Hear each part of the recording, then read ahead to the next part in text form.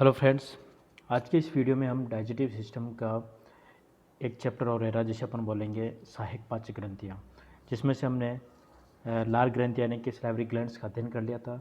Next हम पढ़ेंगे liver glands, इसके बाद पेनक्रियाज ग्लैंड्स, इसके पश्चात हमारा डाइजेस्टिव सिस्टम फिनिश हो जाता है। तो स्टार्ट करते हैं लीवर के बारे में।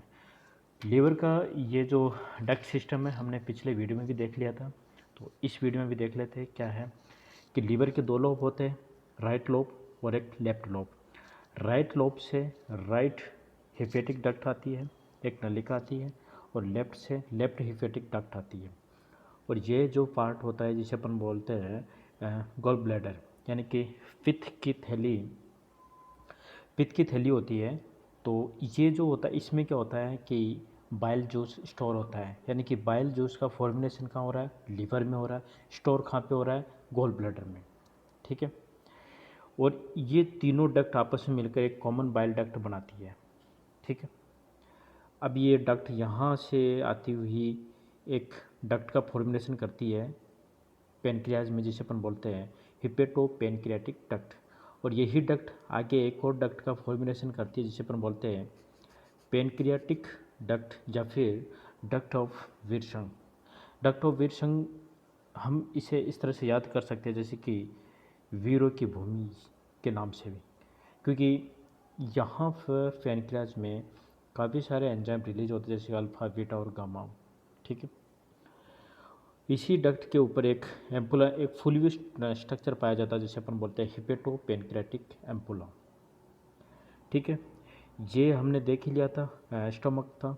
स्टमक के बाद हमारा डुडेनम यानी कि स्मॉल इंटेस्टाइन का पार्ट स्टार्ट होता है। डुडेनम और पेनक्रियाज के मध्य एक अवरोधनी होती है या फिर एक वॉल्व पाया जाता है जिसे अपन बोलते हैं स्फिंक्टर ऑफ फोर्डाई। ठीक है। ये तो हमारे लीवर का एक डक्ट सिस्टम था। अब हम लीवर के बारे में देखते हैं। लीवर के बारे में देखेंगे हम, क्योंकि हम पढ़ ही रहे सहायक पाचक ग्रंथियाँ, जिसमें से हमने सलाइवरी ग्लैंड का अध्ययन कर लिया था। इसके बाद लीवर का कर रहे हैं। लीवर के दो लोब थे, एक तो राइट लोब और एक लेफ्ट लोब। राइट लोब और लेफ्ट लोब को एक विशेष प्रकार का लिगामेंट होता है जो सेपरेट करता है इन दोनों को, जिसे अपन बोलते हैं फेल्सीफेरम। एक लिगामेंट होता है, ये राइट लोब है ये इतना बड़ा, और ये लेफ्ट लोब है, इसे फेल्सीफेरम लिगामेंट कहते हैं, जो कि इन दोनों लोब को अलग करता है। ठीक है। इसके बाद हम देखेंगे कि राइट लोब लेफ्ट लोब की तुलना में बड़ा होता है। ठीक है। राइट लोब के दो भाग होते हैं, एक तो क्वाड्रेट लोब और दूसरा कोडेट लोब। ये जो वाला पार्ट होता है राइट लोब का, इसे अपन बोलते हैं क्वाड्रेट, और ये जो पार्ट होता है इसे अपन बोलते हैं कोडेट लोब। ठीक। फिर यही यहीं पर होती है इन्फीरियर वेना कमा, ये फिर हार्ट से जुड़ी होती है जिसमें हमारा आलिंद और निलेय से कनेक्ट होती है। लीवर की बात करें तो लीवर आगे देखें हम,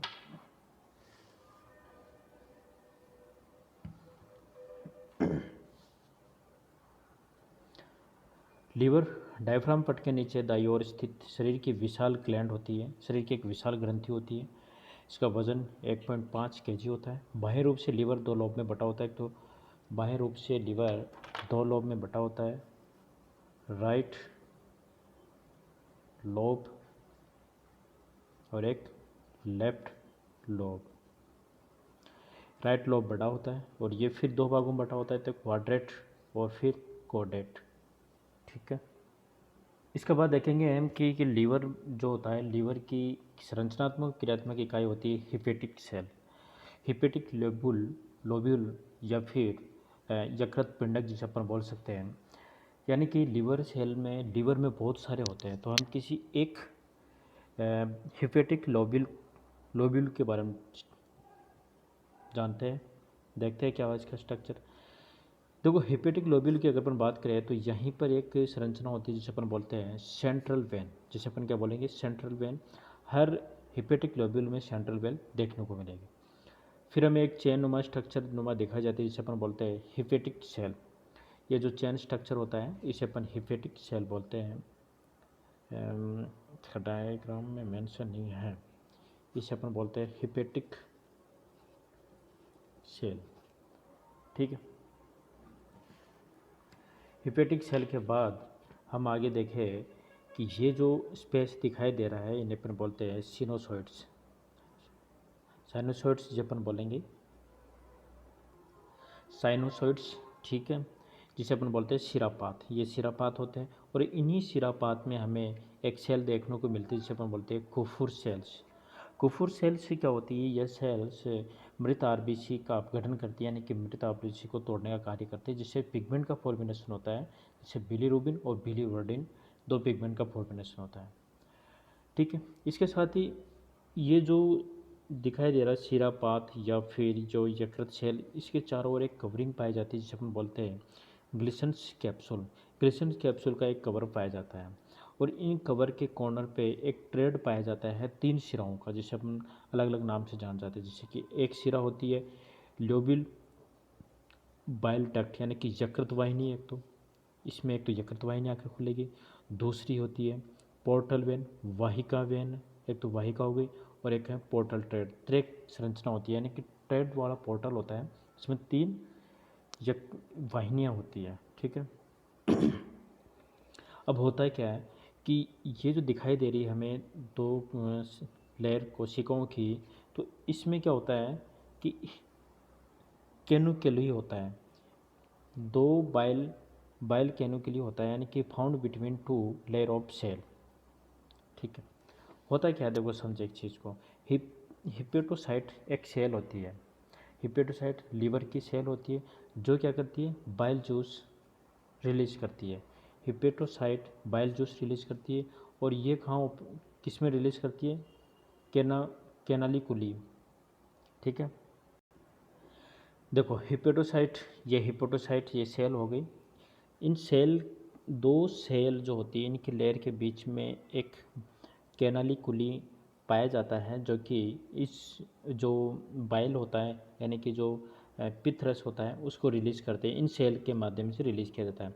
देखो हिपेटोसाइट्स बाइल जूस को रिलीज़ करती है, बाइल जूस का फॉर्मेशन होता है, और जैसे ही फॉर्मेशन होता है तो कैनाकुली में जाके ये जूस जाता है, और ये ही कैनालिकुली ओपन हो जाती है। कहाँ पे होती है, ब्रांच ऑफ हिपेटिक डक्ट, यानी कि जितने भी ब्रांच ऑफ हिपेटिक डक्ट, यानी कि जो लीवर की जो हिपेटिक डक्ट थी, जैसे right lobe hepatic duct, left lobe hepatic duct, ये सब इन डक्ट में चला जाता है ये। और ये सारी डक्ट कहाँ होती है, कम आउट ऑफ लीवर, यानी कि लीवर के बाहर की तरफ बाहर की तरफ खुलती है और फॉर्म कॉमन हिपेटिक डक्ट और सामान्य यकृत वाहिनिका का निर्माण करती है। ठीक है, ये तो हो गया बाइल का फॉर्मेशन या बाइल का पाथवे, किस प्रकार से बाइल गमन करता है। आगे हम देखें कि साइनोसॉइड्स ओपन, यानी कि जो साइनोसॉइड्स होती है जैसे कि सिरापात, ये कहाँ होता है, केंद्रीय सिरा में, यानी कि जिसे अपन बोलते हैं सेंट्रल वेन। इस सेंट्रल वेन, यानी कि ये जितने भी सिरापात होते हैं ये किस में खुलते हैं, इस सेंट्रल वेन में ओपन होते हैं। ठीक है, केंद्रीय सिरा में ओपन होते हैं और फॉर्म हिपेटिक वेन, यानी कि और फिर ये क्या है, एक यकृत शिराओं, जितने भी सारे भी शिरा पात्र होते हैं वो किस में ओपन होते हैं, केंद्रीय शिरा में, और केंद्रीय शिराएं मिलकर हिपेटिक वेन का फॉर्मेशन करती है। और हिपेटिक वेन का फॉर्मेशन करने के बाद ये कम आउट ऑफ लीवर, यानी कि लीवर के बाहर की तरफ ओपन होगी, लीवर के बाहर की तरफ ओपन होगी और फिर इन्फीरियर वेना कावा में आके खुल जाती है। और जब इन्फीरियर वेना कावा से ये जाती, इन्फीरियर वेना कावा से फिर जो भी ब्लड होता है वो कहाँ जाता है, राइट एट्रियल, यानी कि हार्ट का हमारे दायालिन में, दायालिन से राइट नीले में, नीले से ये पल्मोनरी आर्टरी लंग्स में जाके उसका क्या होता है, शुद्धिकरण होता है। इस प्रकार से बाइल जूस का फॉर्मेशन और हमारे लीवर से लेकर हार्ट तक फॉर्मेशन इस प्रकार से होता है। अब हम एक बार इसकी थ्योरी के बारे में देख ले कि लीवर की स्ट्रक्चर एंड फंक्शन की बात करें तो hepatic lobule, structural and function of unit of liver, यानी कि हिपेटिक जो लोब्यूल होता है, ये हिपेटिक यकृत होता है, वो लीवर का स्ट्रक्चर एंड फंक्शन इकाई होती है। इसमें लीवर सेल चेन के रूप में विन्यासित, यानी कि एक पूरा हिपेटिक लोब्यूल होता है जिसमें जो हिपेटिक सेल है वो चेन के रूप में विन्यासित होते हमने देखा है। इस हिपेटिक लोब्यूल को प्रत्येक हिपेटिक लोब्यूल को सराउंडेड किए हुए ग्लिसिन कैप्सूल तंतुमय संयोजी ऊतक होता है जो प्रत्येक हिपेटिक लोब्यूल को घेरे हुए होता है। Bile juice secreted by liver cell, यानी कि लीवर सेल के द्वारा ही बाइल जूस का सिक्रेशन होता है। यकृत सेल के बीच बीच में शिरापात यानी कि साइनोसॉइड्स उपस्थित होता है। शिरापात्रों की दीवारों में पाई जाने वाली कोशिकाओं को कुफुर सेल्स कहा जाता है। हमने देख लिया था डायग्राम में कि जो बीच में जो स्पेस पाया जाता है जिसे अपन शिरापात्र कहते हैं, शिरापात या फिर साइनोसॉइड्स कहते हैं, और साइनोसॉइड्स की दीवारों में कुफुर सेल्स पाई जाती है। ये पुरानी रक्त कोशिकाओं का विखंडन करती है और पित्त वर्णकों का निर्माण करती है। ये फेगोसाइटिक सेल होती है। प्रत्येक पाली में एक केंद्रीय शिरा होती है जिसे अंतरपिंडीय शिरा कहते हैं। प्रत्येक पाली में एक केंद्रीय शिरा होती है जिसे अंतरपिंडीय शिरा कहते हैं। ग्लिसन कैप्सूल के किनारों पर निवाहिका त्रे, एक निवाहिका ट्रेड पाया जाता है। पोर्टल ट्रेड उपस्थित होता है जिसमें यकृत निवाहिका, यकृत धमनी और अंतरपिंडीय यकृत वाहिनी, यानी कि यकृत निवाहिका, यकृत धमनी और यकृत वाहिनी की शाखा पाई जाती है।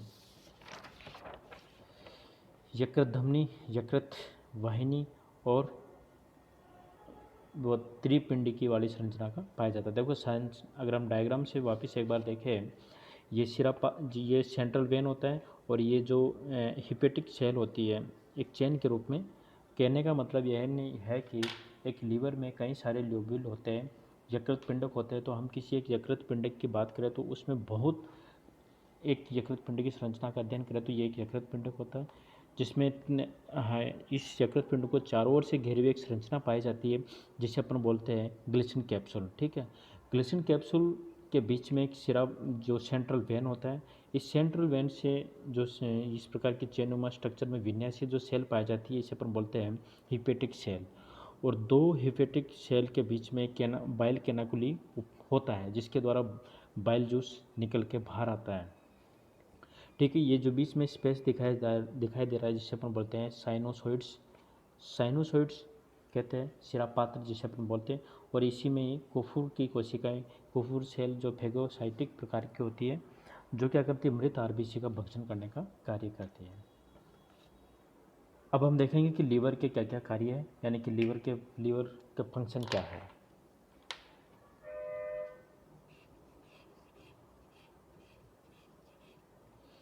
देखो, लीवर का पहला कार्य की अपन बात करें तो पित्त रस का संश्लेषण, यानी कि सिंथेसिस एंड सिक्रेशन, यानी कि पित्त रस का जो बाइल जूस का फॉर्मेशन हो रहा है और स्त्रवण और संश्लेषण कहाँ पर हो रहा है, लीवर में हो रहा है। ठीक है, भ्रूणीय अवस्था में जो एम्ब्रियोटिक स्टेज होती है उसमें भ्रूणीय अवस्था में लीवर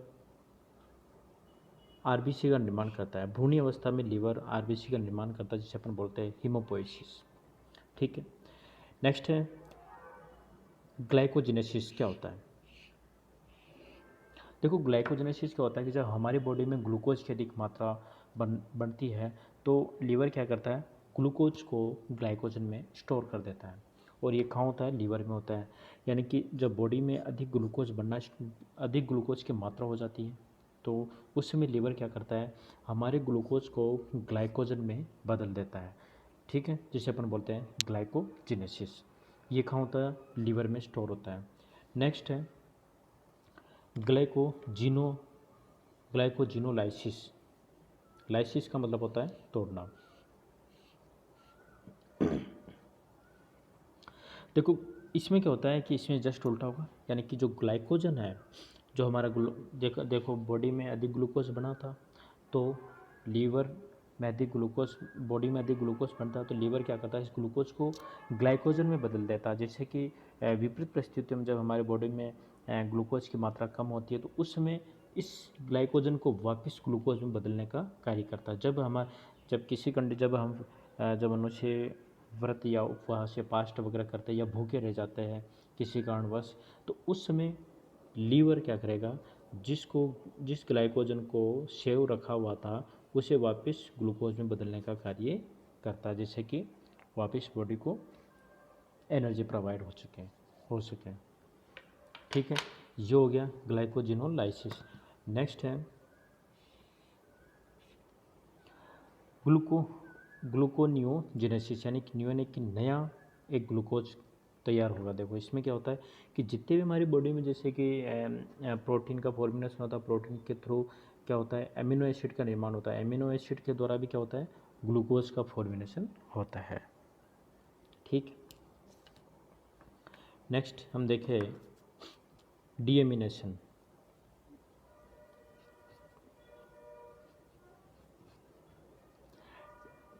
देखो डीएमिनेशन क्या होता है कि एमिनो एसिड है उसके द्वारा NH3 का फॉर्मेशन किया जाता है। यानी कि हमारे बॉडी में जितने देखो प्रोटीन के सिंथेसिस के बाद जिसके द्वारा हमारे बॉडी में क्या बनता है एमिनो एसिड बनता है, एमिनो एसिड से फिर अमोनिया का फॉर्मेशन होता है, जिसे किडनी के द्वारा निष्कासित किया जाता है। देखो यूरिया फॉर्मेशन भी कहाँ होगा, ये होता है ये लीवर में, और इसका निष्कासन